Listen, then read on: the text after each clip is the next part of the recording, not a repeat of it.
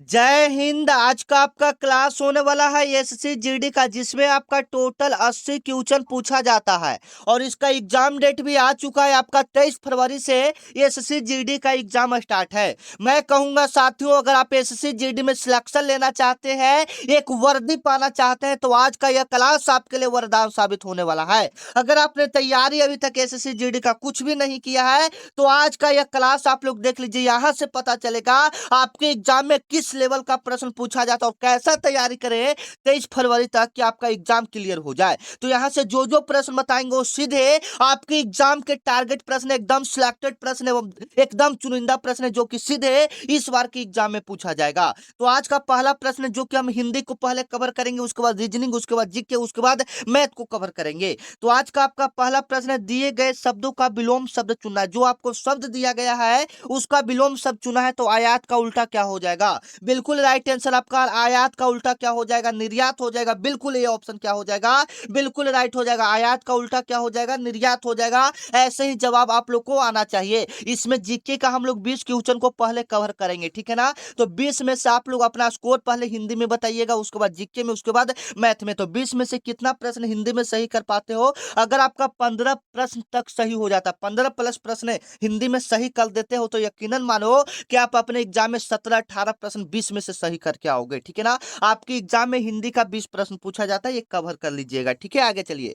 अगला नंबर प्रश्न है जो कि आपके एग्जाम में हर बार ऐसा एक प्रश्न पूछा जाता है कि सही बलतनी वाले शब्द का चयन करें। सही बलतनी आपको पहचानने के लिए एक क्वेश्चन आता है आपके एग्जाम में। अगर एक प्रश्न को आप पहचान जाते हैं तो एक क्वेश्चन आप अपने एग्जाम में सही कर पाओगे। जैसे में सही बलतनी वाले शब्द का चयन करना, सही बलतनी वाले शब्द का चयन करना, इसमें मतलब कौन सा शुद्ध शब्द है, कौन सही लिखा हुआ है।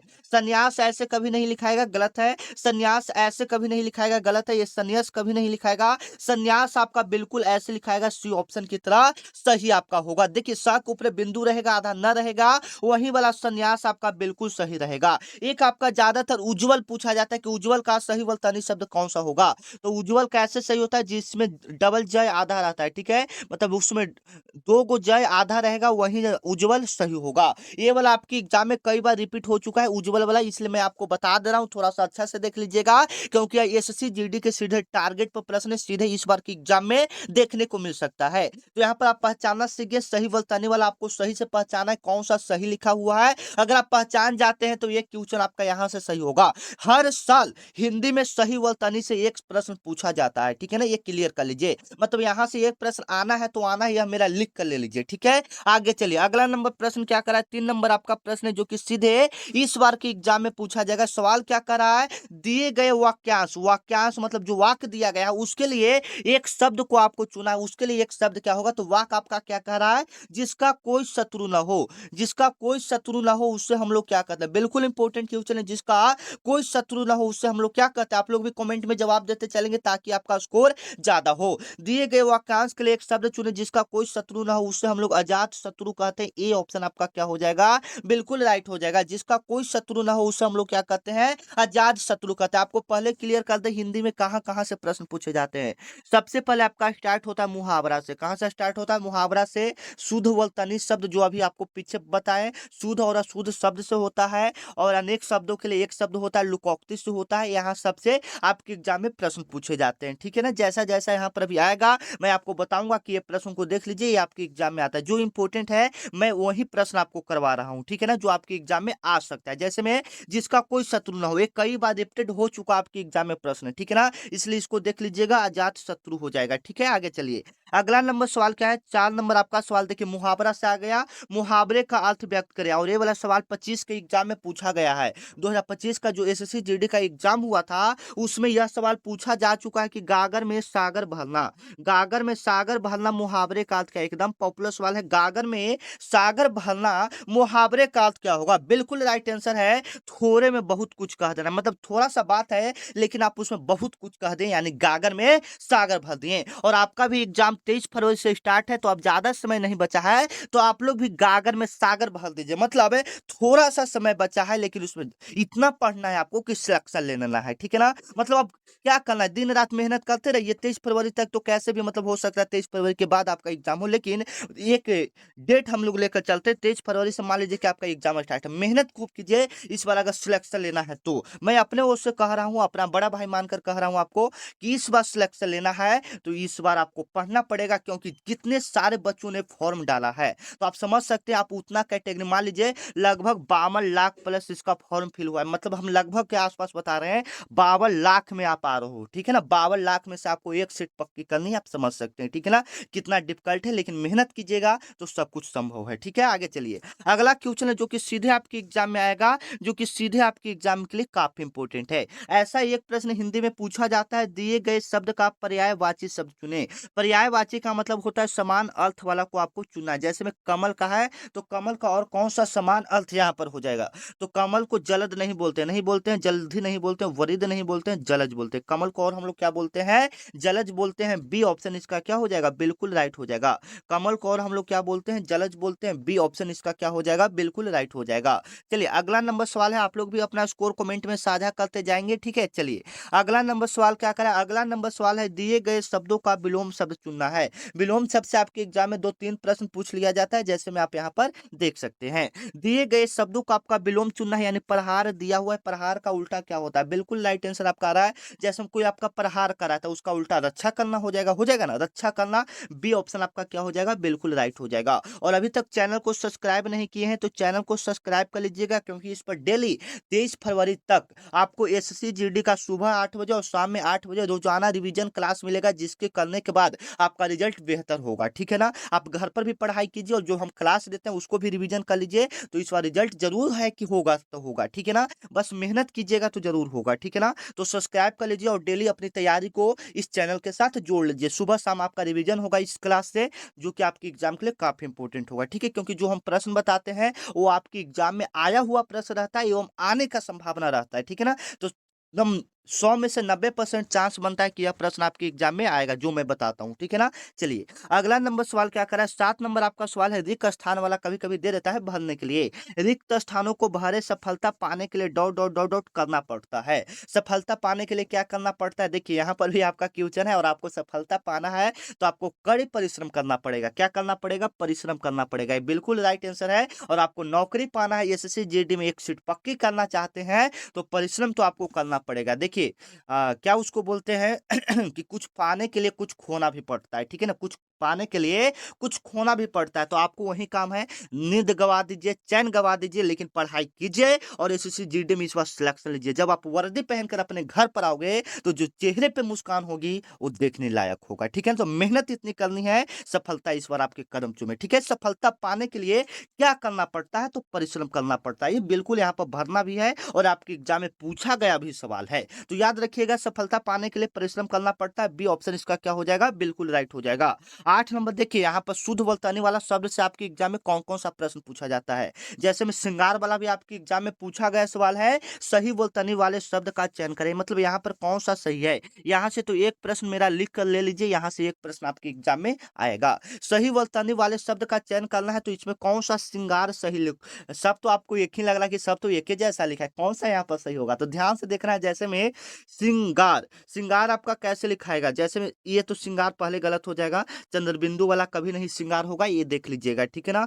हालांकि आपका ए बी ऑप्शन सेम है ना, ए बी ऑप्शन सेम है, यानी यहाँ पर एगो चेंज रहना चाहिए था। ए वाला जो ये दोनों है, ये दोनों सही लिखा हुआ है, ठीक है। श्रृंगार ऐसे ही आपका लिखाता है, श्री और श्री के ऊपर बिंदु और गा आधा, ऐसे आपका श्रृंगार लिखाता है, देख लीजिए। हालांकि ये दोनों ऑप्शन सेम हो गया, कोई दिक्कत की बात नहीं है, आप पहचानना सीख जाएंगे, ठीक है। श्रृंगार, श्रृंगार ऐसे आपका लिखाएगा, ए ऑप्शन या बी ऑप्शन बिल्कुल करेक्ट है, क्या कि दोनों सेम ही है तो दोनों सही होगा, ठीक है। श्रृंगार आपका ऐसे लिखाता है, देख लीजिए, आपके एग्जाम में आ सकता है। मैं 2-3 प्रश्न आपको सही वर्तनी से बता दूंगा ना, तो 2-3 प्रश्न में से ही कोई एक आएगा। जैसे में एक श्रृंगार वाला, एक उज्जवल वाला और एक कवित्री वाला पूछता है, कवित्री कौन सा सही लिखा हुआ है, ठीक है। तो हम अभी आप रोजाना क्लास देखिए, आपको पता चलेगा। मैं सारा ट्रिक और टिप्स बताते रहता हूँ कि आप अपना ज्यादा से ज्यादा स्कोर कैसे कर सकते हैं, ठीक है ना। तो चलिए जवाब आप लोग देते जाइएगा कमेंट में, जो सवाल का जवाब आपको आता है। दिए गए वाक्यांश के लिए एक शब्द जो उपकार को मानता हो, जो उपकार को मानता हो उससे हम लोग क्या कहते हैं? दिए गए शब्दों के लिए एक शब्द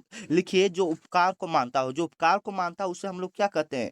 कृतक कहते हैं या कृत धन कहते हैं, कि क्या कहते हैं हम लोग? कृतक कहते हैं। क्या कहते हैं? कृतक। जो उपकार को नहीं मानता है उसे हम लोग कृत धन कहते हैं। जो उपकार को मानता है उसे कृतक कहते हैं, और जो उपकार को नहीं मानता है उसे हम लोग कृत धन कहते हैं। ठीक है ना? तो इसका बी ऑप्शन क्या हो जाएगा? बिल्कुल राइट हो जाएगा। अगला नंबर सवाल क्या करा है? 10 नंबर आपका सवाल है जो कि सीधे आपके एग्जाम में आएगा। मुहावरे का अर्थ। मुहावरा एक दिया है कि लोहे के चने चबाना, लोहे के चने चबाना। मुहावरे का अर्थ क्या हो जाएगा? कठिन संघर्ष करना। बिल्कुल राइट आंसर क्या हो जाएगा? कठिन संघर्ष करना। ठीक है, अगर आप भी एसएससी जीडी में सिलेक्शन लेना चाहते हैं तो आज से कठिन संघर्ष कीजिए। ठीक है ना? कठिन संघर्ष ही है जो आपको वर्दी दिलाएगा, आपको सिलेक्शन दिलाएगा, आपको नौकरी दिलाएगा। ठीक है ना? कठिन संघर्ष, लोहे के चने चबाना यानी कठिन संघर्ष करना। ठीक है, आगे चलिए। अगला नंबर सवाल है जो कि सीधे आपके एग्जाम में आएगा। 11 नंबर सवाल है जो कि इस बार के एग्जाम में पूछा गया सवाल है कि दिए गए शब्दों का पर्यायवाची शब्द चुने। नदी, नदी का कौन सा यहाँ पर पर्यायवाची शब्द होगा? और वास्तव में यह सवाल आपकी एसएससी जीडी के एग्जाम में पूछा गया सवाल है। तो आप लोग अच्छे से देख लीजिएगा, यहाँ पर क्या हो जाएगा? नदी को हम लोग तड़ाग नहीं बोलते, सागर नहीं बोलते, निर्झल नहीं बोलते हैं, क्या बोलते हैं? सरिता बोलते हैं। नदी को हम लोग और क्या बोलते हैं?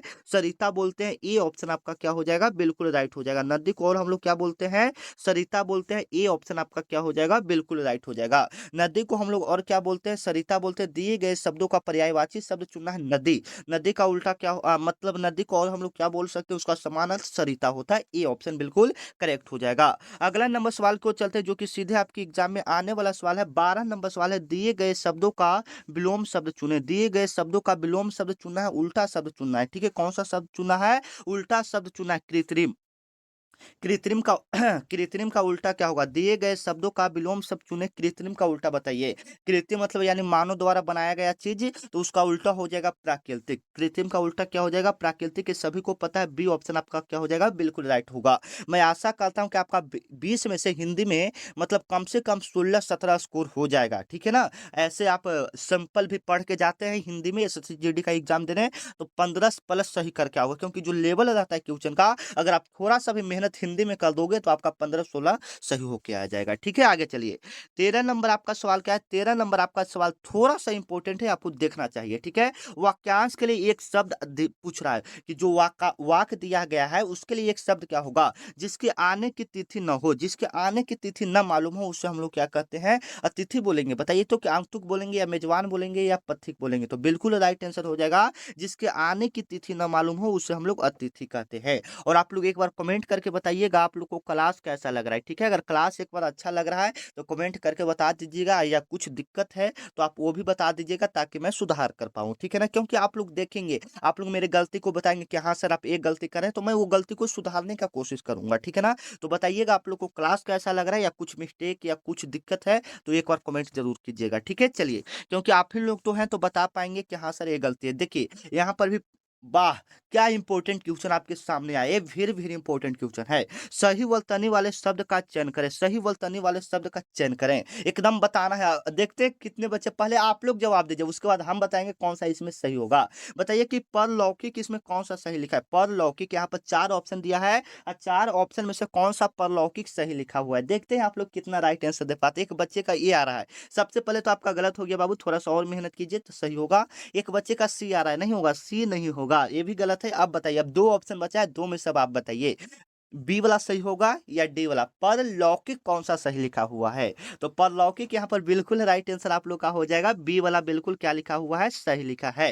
परलौकिक यहाँ पर क्या हो जाएगा? बिल्कुल सही हो जाएगा। बी ऑप्शन बिल्कुल यहाँ पर क्या हो जाएगा? राइट हो जाएगा। आप यहाँ पर पकड़ सकते हैं। ठीक है ना? एकदम वेरी वेरी इंपॉर्टेंट क्वेश्चन आपकी एग्जाम में आने वाला है। ठीक है ना? एकदम ऐसा ही सवाल, एकदम सेम टू सेम बोले ना तो ऐसा ही सवाल पूछा जाता है। ठीक है ना? चलिए, अगला नंबर सवाल क्या है? 15 नंबर सवाल क्या है जो कि सीधे आपकी एग्जाम में आ सकता है? रिक्त स्थानों को भरें। साहित्य और समाज का डॉट डॉट डॉट का संबंध है। साहित्य और समाज का क्या संबंध है? घोर संबंध है, अनिष्ट संबंध है, घनिष्ठ संबंध है या निकट संबंध है?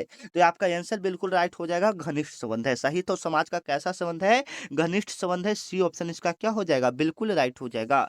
16 नंबर सवाल को देखते हैं जो कि आपका मुहावरा से सवाल पूछा गया। मुहावरा का अर्थ होगा हाथ मलना। हाथ मलना मुहावरा का अर्थ क्या होगा? याद रखिएगा, हाथ मलना मुहावरे का अर्थ होता है पछताना होता है। क्या होता है? पछताना। ए ऑप्शन आपका क्या हो जाएगा? बिल्कुल राइट हो जाएगा।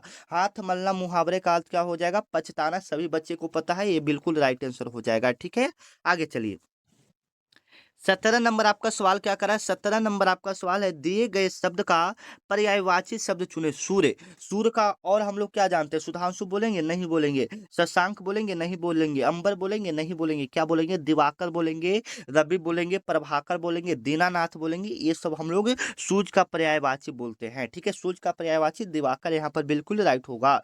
बी ऑप्शन आपका क्या हो जाएगा? बिल्कुल राइट हो जाएगा। चलिए, 18 नंबर आपका सवाल है जो कि आपके लिए काफी इंपॉर्टेंट है, एकदम इंपॉर्टेंट सवाल है जो कि आपके एग्जाम में आ सकता है। दो गो आपका यहाँ पर सॉरी, यहाँ पर विलोम शब्द चुनने के लिए कह रहा है। क्या चुनने के लिए कह रहा है? विलोम शब्द। आदर का उल्टा क्या होगा? आदर का उल्टा निरादर भी होता है, बिल्कुल सही है। आदर का उल्टा क्या होता है? निरादर। अनादर भी होता है, इसका उल्टा हो जाएगा। ऐसे अपमान भी हो जाएगा। उसका अर्थ जैसे में उल्टा ना उसका पूछ रहा है, अर्थ नहीं पूछा है कि अर्थ मतलब अपमान भी हो सकता है उल्टा। ठीक है, लेकिन उसका उल्टा पूछ रहा है, तो यहाँ पर निरादर और आदर दोनों होगा, यानी ए और बी क्या हो जाएगा? दोनों हो जाएगा। ए और बी 18 का बिल्कुल राइट आंसर होगा। ठीक है, आगे चलिए। 19 नंबर आपका सवाल क्या करा? 19 नंबर आपका सवाल है, दिए गए वाक्यांश के लिए एक शब्द। हवन में जलने वाली लकड़ी, हवन में जलने वाली लकड़ी समिष्टा, वनकाष्ठ, शुष्काष्ठ या हवन सामग्री, उसको हम लोग क्या बोलते हैं? तो हवन में जलने वाली लकड़ी को हम लोग समिधा बोलते हैं। क्या बोलते हैं? समिधा बोलते हैं ना, कहता है समिधा लाओ। ठीक है, ये ऑप्शन क्या हो जाएगा? बिल्कुल राइट हो जाएगा। 20 नंबर आपका सवाल क्या है? मुहावरे का अर्थ होगा पहाड़ टूटना। पहाड़ टूटना यानी क्या हो जाएगा? पहाड़ टूटना मतलब पहाड़ गिरना नहीं ना, भारी विपत्ति आना। क्या हो जाएगा? भारी विपत्ति आना। तो यहाँ पर हम लोग जीके के 20 क्वेश्चन को सॉरी हिंदी के 20 क्वेश्चन को कवर कर लिए। तो अब आप लोग अपना एक बार थोड़ा सा स्कोर बता दीजिएगा। अगर कम भी सही हुआ है तो जरूर बताइए। ईमानदार, देखिए सबसे ज्यादा जो जरूरी है वो ईमानदारी होना चाहिए। अगर आपका 10 सही हुआ है, कमेंट में लिखिए 10। आपको कौन देखने वाला है बताइए? तो ये आप यहाँ पर लिख के निकल जाइएगा। कौन देखने वाला है? लिख दीजिए ईमानदारी पूर्वक। आपका जितना सही हुआ 5 ही सही हुआ, 5 ही लिखिए। हमको जहां तक लग रहा है कि आप लोग इतना कमजोर तो नहीं है कि 10 भी प्रश्न नहीं सही हुआ होगा। कमेंट में जरूर बताइए कि 10 प्लस भी जिनका सही हुआ, बहुत ही अच्छी तैयारी है। और थोड़ा सा मेहनत कीजिए, इस बार रिजल्ट जरूर होगा। ठीक है ना, क्योंकि आप 52 लाख के भीड़ में है, तो थोड़ा सा तो मेहनत करना पड़ेगा आपको, जी जान लगा के। ठीक है, तो स्कोर आप लोग साझा कीजिए। चलते हैं जीके की तरफ, देखते हैं। ठीक है ना, कमेंट जरूर कर दीजिएगा आपका कितना प्रश्न यहाँ पर सही होता है। देखिए यहाँ पर बहुत थोड़ा सा दिक्कत हो रहा है, बड़ा बड़ा थोड़ा सा क्वेश्चन आपकी एग्जाम में जिस लेवल का क्वेश्चन आता है ना, उस लेवल का क्वेश्चन यहाँ पर लाए हैं। तो थोड़ा सा क्वेश्चन आपको देखने में थोड़ा सा दिक्कत होगा, तो थोड़ा सा ध्यान से देखने का कोशिश कीजिएगा। सवाल यहाँ पर करा, अकबर नामा के किस खंड को आईना ए अकबरी के नाम से जाना जाता है? वेरी वेरी इंपॉर्टेंट क्वेश्चन है। अकबर नामा के किस खंड को आईना ए अकबरी के नाम से जाना जाता है? वेरी वेरी इंपॉर्टेंट क्वेश्चन है। ठीक है, तो अकबर नामा के किस खंड को आईना ए अकबरी के नाम से जाना जाता है? तो तृतीय खंड को। थल्द वॉल्यूम को हम लोग अकबरनामा के आईना ए अकबरी के नाम से जानते हैं। अकबरनामा को किस खंड को? तो तृतीय खंड को आईना ए अकबरी के नाम से जाना जाता है। थोड़ा सा इंपॉर्टेंट है, आपको देख लेना है। या यहाँ पर पूछा जाता है अकबरनामा के रचयिता कौन है, यहाँ पर भी ये पूछा जाता है। तो अकबर आपका हो जाता है। और यहाँ पर सवाल क्या करा, अकबर के किस खंड को? तो तृतीय खंड को आईना ए अकबरी कहा गया है। ठीक है, थोड़ा सा इंपॉर्टेंट है, आपको ध्यान से देख लेना है। ठीक है ना, आगे चलिए। अगला नंबर सवाल जीके में भी आ रहा है, और जीके में भी आप लोग स्कोर करने का कोशिश कीजिएगा। 20 में से कम 10 प्लस तो सही होना चाहिए, इतना मैं मानता हूँ। ठीक है ना, और अभी तक आप लोग एसएससी जीडी वाले व्हाट्सएप ग्रुप को ज्वाइन नहीं किए, ज्वाइन कर लीजिए, क्योंकि वहां पर जो भी क्लास होगा, जो भी वैकेंसी आएगा, सबसे पहले आपको पता चलेगा। ठीक है, तो यह मेरा व्हाट्सएप नंबर है, इस पर आपको एसएससी जीडी लिखकर मैसेज करना 9334517119 या इस पर आपको एसएससी जीडी लिखकर मैसेज करना है। ठीक है ना, पूरा प्रक्रिया को पहले समझ लीजिए, नहीं तो फिर दूसरा का लिंक चल जाएगा। जैसे में रेलवे ग्रुप डी का भी तैयारी हो रहा है, तो उसका लिंक चल जाएगा, फिर आप क्लास भी नहीं देख पाओगे। ठीक है, तो आपको इस व्हाट्सएप नंबर पर एसएससी जीडी लिखकर मैसेज करना है। क्या लिखकर मैसेज करना है? SSC GD. ठीक है, लिखिएगा। जैसे ही आपके पास एसएससी जीडी का लिंक चल जाएगा, लिंक पर क्लिक करेंगे, आप ग्रुप में ऑटोमेटिक ज्वाइन हो जाएंगे। यहाँ पर क्या करा, भारत में स्थानीय स्वशासन, स्थानीय स्वशासन का जनक किन्हें कहा जाता है? एकदम इंपॉर्टेंट क्वेश्चन है कि भारत में स्थानीय स्वशासन का जनक किन्हें कहा जाता है? तो लॉर्ड रिपन को कहा जाता है। किन्हें कहा जाता है? लॉर्ड रिपन को कहा जाता है। भारत के प्रथम वायसराय कौन थे? आप कोई बता सकता है? भारत के प्रथम वायसराय कौन थे? भारत के प्रथम वायसराय कौन थे? तो यहाँ पर वो आपका लॉर्ड माउंट बेटन हो जाते हैं, ठीक है। लेकिन यहाँ पर देख लीजिएगा थोड़ा सा, यहाँ पर क्या करा, स्थानीय स्वशासन का जनक किन्हें कहा जाता है, लॉर्ड रिपन, पहले ये हो गया। लॉर्ड मेयो के समय में आपका भारत का पहला जनगणना हुआ था, आपके एग्जाम में पूछा जाता है भारत का पहला जनगणना किसके शासनकाल में हुआ था, तो लॉर्ड मेयो के शासनकाल में हुआ था। भारत का पहला जनगणना किसके शासनकाल में, तो लॉर्ड मेयो के शासनकाल में। ई ऑप्शन इसका क्या हो जाएगा, बिल्कुल राइट हो जाएगा। भारत का जो पहला जनगणना हुआ था वह लॉर्ड मेयो के शासनकाल में 1872 ईस्वी में हुआ था। कब हुआ था, 1872 ईस्वी में हुआ था। उसके बाद लॉर्ड कर्जन को देख लेते हैं। लॉर्ड कर्जन ने 1905 ईस्वी में बंगाल विभाजन किया था। 1905 ईस्वी में क्या किया था, बंगाल विभाजन किया था। लॉर्ड कर्जन ने 1905 ईस्वी में क्या किया था, बंगाल विभाजन किया था। डी ऑप्शन आपका क्या हो जाएगा, बिल्कुल राइट हो जाएगा। 3 नंबर आपका सवाल क्या कर रहा है, 3 नंबर आपका सवाल है जो कि वेरी वेरी इंपॉर्टेंट क्वेश्चन है। सल्फर का साधारण नाम क्या है, सल्फर का साधारण नाम क्या है, एकदम इंपॉर्टेंट सवाल है, ठीक है। तो याद रखिएगा, सल्फर का जो साधारण नाम आपका होगा वो क्या हो जाएगा, ब्रिम स्टोन हो जाएगा। क्या हो जाएगा, ब्रिम स्टोन हो जाएगा। बी ऑप्शन आपका क्या हो जाएगा, बिल्कुल राइट हो जाएगा। आपको क्लियर कर दे, जीके एंड जीएस यानी साइंस मिलाकर, जीके जनरल नॉलेज और साइंस जनरल साइंस यानी एक तरफ से विज्ञान मानिए, उसको मिलाकर आपके एग्जाम में 20 क्वेश्चन जीके का पूछा जाता है, ठीक है ना, जीके जीएस मिलाकर। तो जिसमें से ये जीएस का क्वेश्चन है जो कि आपके एग्जाम में पूछा जा सकता है, ठीक है। तो सल्फर का साधारण नाम ब्रिम स्टोन होता है। और ऐसा ही सवाल थोड़ा सा टेंस टाइप के आपके एग्जाम में पूछा जाता है, तो मैं कहूंगा आप इस प्रश्न को अच्छे से देख लेंगे, ठीक है। और घर पर भी तैयारी कीजिए, रिजल्ट इस बार जरूर होगा। निम्नलिखित में से कौन सा नदी बिंद और सतपुरा पर्वत श्रृंखलाओं के बीच बहती है, ऐसा कौन सा नदी है जो बिंद और सतपुरा पर्वत श्रृंखलाओं के बीच बहती है, तो याद रखिएगा, ठीक है, काफी इंपोर्टेंट है। यह नर्मदा नदी के बीच बहता है। या किस नदी के बीच, नर्मदा नदी के बीच। नर्मदा मतलब ऐसा कौन सा नदी है जो बिंद और सतपुरा पर्वत के बीच बहती है, तो नर्मदा नदी बहती है, ठीक है। नर्मदा और ताप्ती ये पश्चिम की ओर बहने वाली नदी है। ये डेल्टा नहीं, ज्वार नदमुख बनाती है, ठीक है। ये सारे याद रखिएगा, ये सारे फैक्ट हैं जो आपके एग्जाम में कभी कभी काम दे देते हैं, ठीक है। आगे चलिए, अगला नंबर सवाल आपका कह रहा है कि कथक, एकदम इंपॉर्टेंट है। कथक शास्त्रीय नृत्य में महारत हासिल करने वाले पंडित बिरजू महाराज किस घराने से संबंधित है, एकदम इंपॉर्टेंट है। जो कथक शास्त्रीय नृत्य में महारत हासिल करने वाले पंडित बिरजू महाराज किस घराने से थे, एकदम इंपॉर्टेंट सवाल है। तो याद रखिएगा, यह लखनऊ घराने से थे। सबसे पहले तो ये क्लियर करते, कथक कहाँ का शास्त्रीय नृत्य है, तो उत्तर प्रदेश का है। कहाँ का है, उत्तर प्रदेश का है। तो उत्तर प्रदेश में मतलब ये पंडित बिरजू महाराज किस घराने से पूछ रहा है, तो लखनऊ कालका बिंदादनी घराने से था। या लखनऊ घराना सीधा याद रखिएगा, आपको याद रहेगा, ठीक है ना। कथक उत्तर प्रदेश का है, यहाँ से भी आपके एग्जाम में सवाल में पूछा जाता है, ठीक है। जैसे में कथक कहाँ का हो गया, उत्तर प्रदेश का हो गया। कुचिपुड़ी कहाँ का हो गया, आंध्र प्रदेश का हो गया। भागड़ा कहाँ का हो गया, गुजरात का हो गया। ये सब आपके एग्जाम में पूछा जाता है। मोहिनी अट्टम कहाँ का हो गया, केरल का हो गया, ठीक है ना। चलिए, अगला नंबर सवाल क्या है जो कि आपके एग्जाम में आ सकता है, ठीक है। संविधान के किस संशोधन द्वारा, संविधान के किस संशोधन द्वारा शिक्षा के अधिकार को, आरटीई को, मैंने शिक्षा के अधिकार को शॉर्ट में आरटीई बोला जाता है, उसको मौलिक अधिकार कब बनाया गया, तो 86वां जब संशोधन हुआ था, 86वां जो संशोधन हुआ था उसमें शिक्षा के अधिकार को मौलिक अधिकार बनाया गया था, ठीक है। आगे चलिए, 7 नंबर आपका सवाल क्या कर रहा है, भारतीय राष्ट्रीय कांग्रेस के किस अधिवेशन में, भारतीय राष्ट्रीय कांग्रेस के किस अधिवेशन में पूर्ण स्वराज का प्रस्ताव पारित किया गया था। भारतीय राष्ट्रीय कांग्रेस के किस अधिवेशन में पूर्ण स्वराज का प्रस्ताव पारित किया गया था, याद रखिएगा 1929 लाहौर में। 1929 लाहौर में। बी ऑप्शन इसका क्या हो जाएगा, बिल्कुल राइट हो जाएगा। भारतीय राष्ट्रीय कांग्रेस के किस अधिवेशन में पूर्ण स्वराज का प्रस्ताव पारित किया गया था, तो 1929 लाहौर में। बी ऑप्शन इसका क्या हो जाएगा, बिल्कुल राइट हो जाएगा। अगला नंबर सवाल क्या है, 8 नंबर सवाल है जो कि आपके लिए काफी इंपोर्टेंट है। अगला नंबर सवाल क्या करा है, कोशिका की आत्मघात की थैली, कोशिका की आत्मघात की थैली किसे कहा जाता है, कोशिका की आत्मघात की थैली किसे कहा जाता है, याद रखिएगा, कोशिका की आत्मघात का थैली किसे कहा जाता है, लाइसोसोम को कहा जाता है। किसे कहा जाता है, लाइसोसोम को कहा जाता है। बी ऑप्शन इसका क्या हो जाएगा, बिल्कुल राइट हो जाएगा। कोशिका की आत्मघात की थैली किसे कहा जाता है, लाइसोसोम को कहा जाता है। बी ऑप्शन इसका क्या हो जाएगा, बिल्कुल राइट हो जाएगा।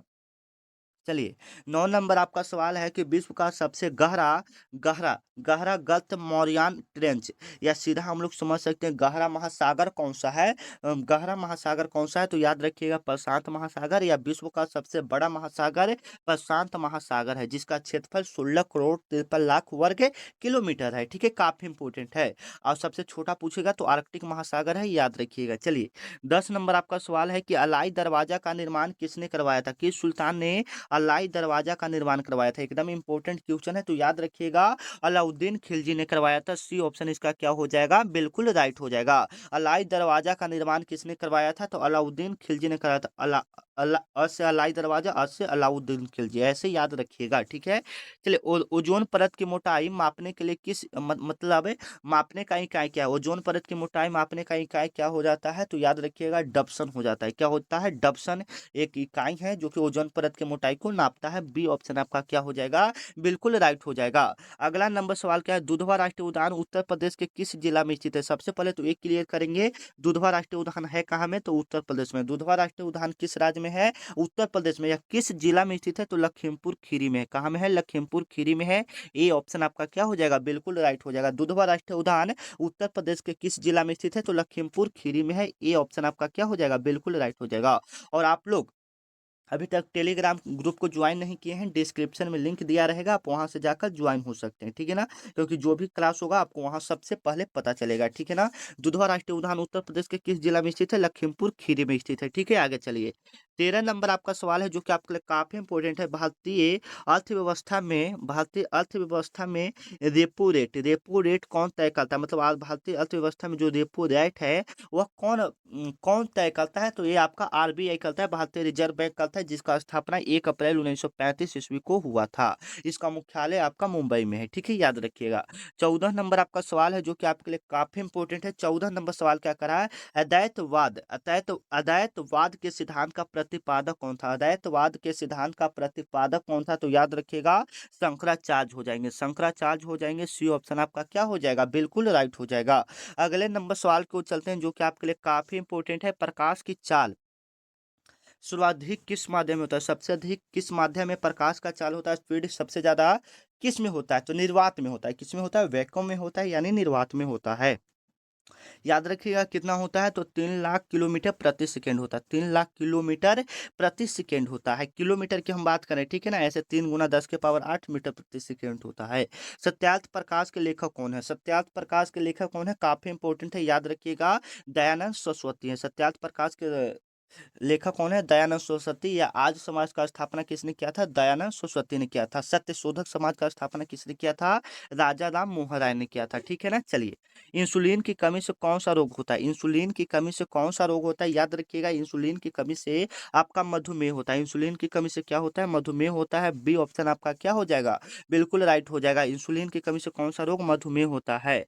18 नंबर आपका सवाल है जो कि आपके लिए काफी इंपॉर्टेंट है। 18 नंबर सवाल करा, भारत में स्वर्ण क्रांति गोल्डन रेवोल्यूशन किससे संबंधित है? भारत में स्वर्ण क्रांति किससे संबंधित है? तो बागवानी और शहद से संबंधित है। किससे संबंधित है? बागवानी और शहद से संबंधित है, ठीक है ना। बागवानी और किससे संबंधित है? शहद से संबंधित है, ठीक है, याद रखिएगा। यह किससे संबंधित है? तो बागवानी और शहद से संबंधित है, ठीक है। आगे चलिए, आपका 19 नंबर सवाल है जो कि आपके लिए काफी इंपॉर्टेंट है। बिहार में स्वराज दल का गठन किसने किया था? बिहार में स्वराज दल का गठन किसने किया था? याद रखिएगा डॉक्टर श्री कृष्ण सिंह ने किया था। किसने किया था? डॉक्टर श्री कृष्ण सिंह ने 1923 ईस्वी में किए थे। कब किए थे? 1923 ईस्वी में किए थे, याद रखिएगा, एकदम इंपॉर्टेंट सवाल है। अगला नंबर सवाल क्या कर रहा है, और आज का जीके का आखिरी सवाल कर रहा है, विटामिन बी का रासायनिक नाम, B12 का कौन सा धातु पाया जाता है? रासायनिक नाम पूछेगा तो थायमिन हो जाता है, लेकिन यहाँ पर इसका पूछ रहा है कि कौन सा धातु पाया जाता है, तो विटामिन B12 में आपका कोबाल्ट पाया जाता है, ठीक है ना। लोहा, लोहा का संकेत कितना होता है? कोई बच्चे बता पाएंगे? 26 होता है। मतलब लोहा का संकेत Fe होता है, इसका मतलब परमाणु संख्या पूछेगा तो 26 होता है, ठीक है। तो मिलते हैं नेक्स्ट वीडियो में, तब तक के लिए जय हिंद। आप लोग को क्लास कैसा लगा एक बार कॉमेंट में जरूर बताइएगा, ठीक है। जय हिंद, जय भारत।